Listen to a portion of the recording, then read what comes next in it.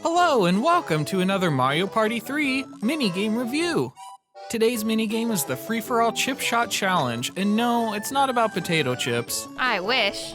Chip shot challenge challenges every challenger to hit a golf ball as close to the hole as possible. Whoever gets nearest to the hole wins. This minigame had some extreme flaws. First of all, the location for the hole is the same for every player. So the player that goes first is at an extreme disadvantage because the other players get to watch the first player and then work off of it. So if you're the first player, you have the hardest time. Everyone else can see what you did and then adjust accordingly. Yeah, that's exactly what happened to me. I was player 1 and it always made me go first.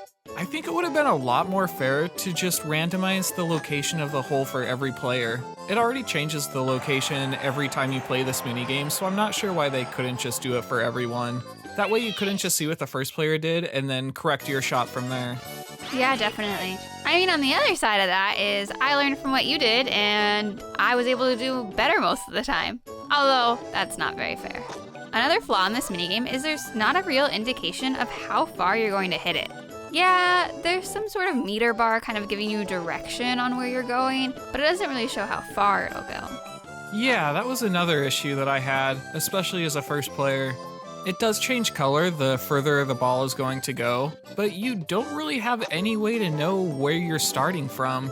You're not sure if you're going to go 3 feet at first or 10 feet, so you don't know how close you're going to be to the hole when you shoot.